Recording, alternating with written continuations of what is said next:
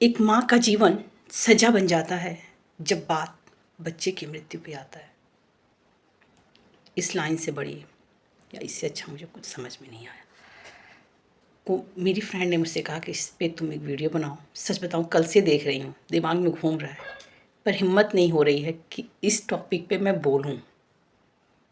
बहुत ज़्यादा सेंसिटिव मुद्दा है ये।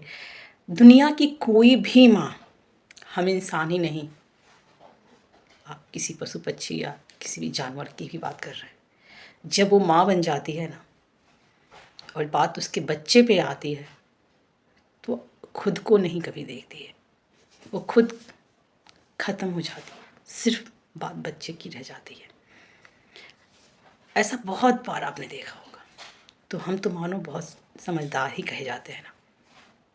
जिस टाइम पे उस माँ के सामने ये आया होगा कि माँ और बच्चे बच्चे हमारे जीवन के संघर्ष में हैं, बहुत सोचने वाली बात है। आप सोच भी नहीं सकते, सोचने वाली क्या, उस चीज़ को आप महसूस कीजिए, फिर समझ में आया होगा।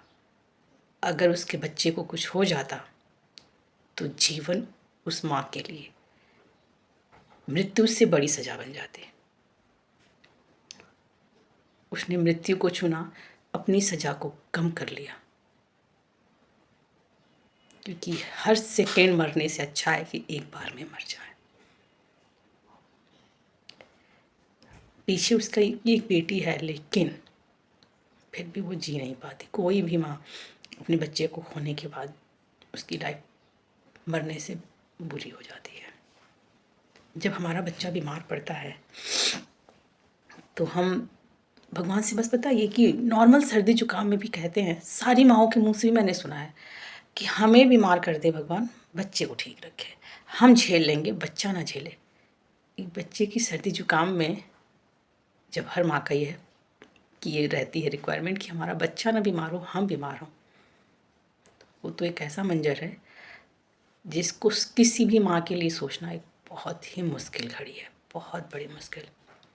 इस टॉपिक पे बोलना भी बहुत मुश्किल है। मुझे नहीं लग रहा कि कोई भी ऐसी लेडीज हो जो इसको देख के जो सिहरन होती है वो नहीं आई होगी, ज़रूर आई होगी। मुझसे मेरी फ्रेंड ने कहा तुम इस टॉपिक पे बोलो, कहो। मैं कई दिनों से वीडियो नहीं बना रही हूँ। हाँ, पिछले 1 घंटे से मुझे कुछ भी समझ में नहीं आ रहा था, मैं क्या कहूँ, क्या बोलूँ।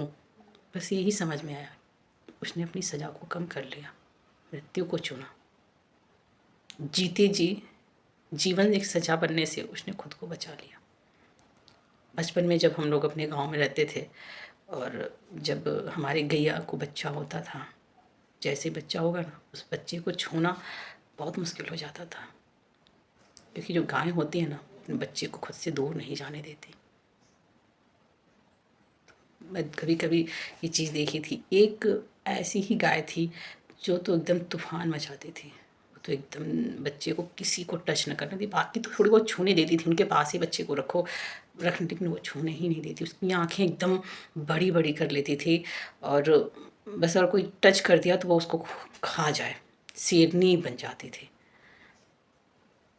ऐसी हर माँ होती है। हर माँ को देखते हैं, बच्चा तकलीफ़ में होता है, ना धूप समझ में आता है, ना छाँव समझ में आती है, ना नींद समझ में आती है, ना भूख समझ में, ना प्यास समझ में, कुछ भी समझ में नहीं आता है। बस दिखता है उसको तो सिर्फ अपना बच्चा, अपने बच्चे की दर्द।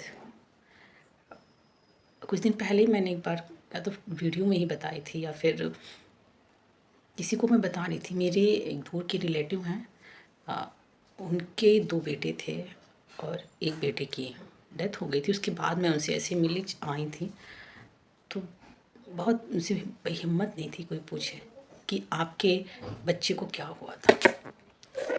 मैं उनसे पूछना भी मेरे लिए बहुत मुश्किल हो रहा था।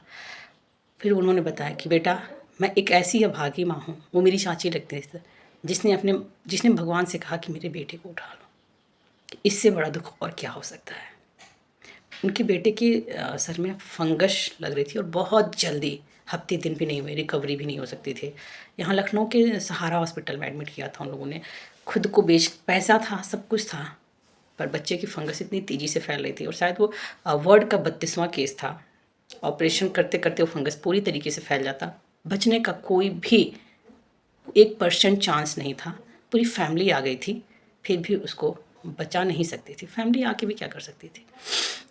और वो दर्द में, इतना दर्द में था कि एक माँ भगवान के सामने उसकी मृत्यु की लिए प्रार्थना कर रही थी। ये भी सोचना अपने आप में एक बहुत बड़ी बात है। किसी से हम क्या बात करें। बहुत, एक माँ के लिए इससे बड़ी सज़ा और क्या हो सकती है। वो हर पल इस दुख में जीती हैं, वो जीती जी मर रही हैं।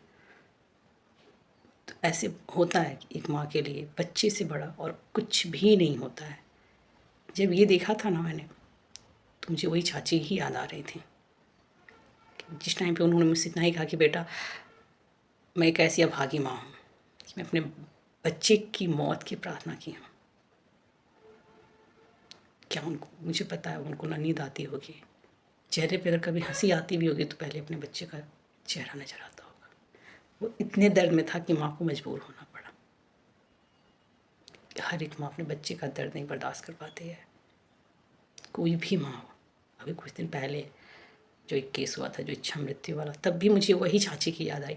और कल वाला जो घटना है वो तो मुझे यही लगा कि अच्छा हुआ माँ के साथ, क्योंकि बच्चे के बिना वो नहीं रह पाती। देख सकते हैं कैसे पकड़ी हुई है। या तो भगवान, वो यही लास्ट आखिरी सांस तक उसने सिर्फ यही प्रार्थना की होगी कि मेरे बच्चे को कोई बचा ले। अपने लिए उसने 1 सेकंड भी नहीं सोचा होगा। सोचा होगा तो सिर्फ अपने बच्चे के लिए। काश किसी ने उसके बच्चे को ही बचा लिया होता। किसी भी फैमिली में किसी के साथ बुरा ना हो, कोई नहीं चाहता है। एक दुश्मन भी नहीं चाहता कि उसके सामने जो भी फैमिली उसके साथ बुरा हो। कितना भी दुश्मनी हो, लड़ाई झगड़े हो, पर किसी की मृत्यु कोई नहीं सोचता है। ये बहुत सेंसिटिव मुद्दा है। और अगर मेरी फ्रेंड ने नहीं बोला होता तो मैं सच में इस पे एक शब्द नहीं बोल पाती, और ना ही मैं इस पे वीडियो बना पाती। आप लोगों की क्या राय है। ऐसी बहुत सारी स्टोरी होती हैं, बहुत सारी घटनाएं होती हैं जो हमारे आसपास घटित होती हैं, और हमें जीवन का जो गूढ़ सत्य है ना, वो दिखाती हैं। मैं बस भगवान से यही कहूँगी कि भगवान जी बस कम से कम माँओं को दर्द ना दें। और माँओं को दर्द सिर्फ उनके बच्चों के लिए होता है, तो इसमें प्रार्थना बच्चों के लिए है। एक माँ को कष्ट देने से उसको तकलीफ़ नहीं होती, पर जब आप एक बच्चे को कष्ट देते हैं तो तकलीफ़ सबसे ज़्यादा उसकी माँ को होती है। तो अगर मेरी प्रार्थना अगर सच में स्वीकार करते हैं भगवान, तो मैं यही कहूँ माँओं को कष्ट ना दें। आपके आसपास अगर कुछ हो ऐसे, तो आप मुझे भी कमेंट कर सकते हैं, बता सकते हैं। Okay, thank you.